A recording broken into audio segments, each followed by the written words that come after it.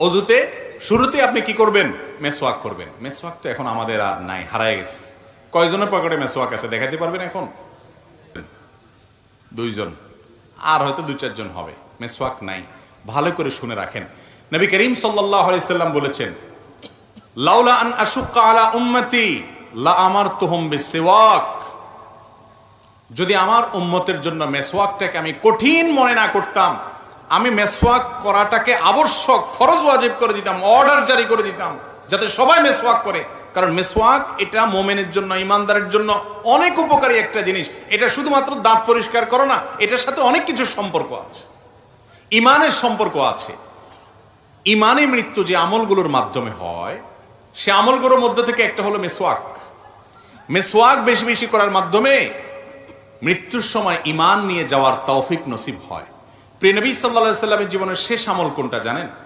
একবারে শেষ আমল, যার পর আর কিছু করতে পারেন নাই, নিঃশ্বাস বন্ধ হয়ে আল্লাহর কাছে চলে গেছেন, রফিকে আলার সাথে সাক্ষাৎ করতে গেছেন, সেই শেষ আমলটা ছিল মেসওয়াক।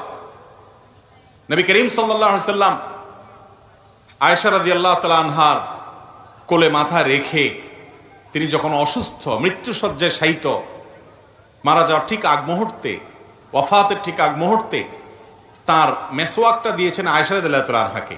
এটাকে চাবায়া যে নরম করবেন, এই শক্তিটা তার শরীরে ছিল না, এতটা দুর্বল হয়ে গেছেন। তখন আয়েশা রাদিয়াল্লাহু তাআলা আনহা নিজে চাবায়া সেটাকে নরম করে নবী সাল্লাল্লাহু আলাইহি ওয়াসাল্লামের হাতে তুলে দিয়েছেন। তিনি সে মেসওয়াক করেছেন। এই মেসওয়াক করতে করতেই এরপর দুনিয়া থেকে চলে গেছেন। কত গুরুত্বপূর্ণ আমল হলে নবী সাল্লাল্লাহু আলাইহি ওয়াসাল্লাম জীবনের শেষ আমল এটা হয়। আর ইবলিস এখন আমাদের থেকে এই আমলটাকে এমনভাবে বিদায় করেছে, হাজার হাজার মানুষের মধ্যে 2-4 জনও মেসওয়াক তারা করে না। ওযু করে, নামাজ পড়ে, কিন্তু মেসওয়াক করে না। ভাইরা আমার, আমাদের দাঁতে যে নার্ভগুলো আছে এগুলোর সাথে ব্রেইনের একটা সম্পর্ক আছে। মেসওয়াক এটা করার মাধ্যমে আল্লাহ রাব্বুল আলামিন বান্দার ব্রেইনে ইমানকে তরতাজা রাখেন।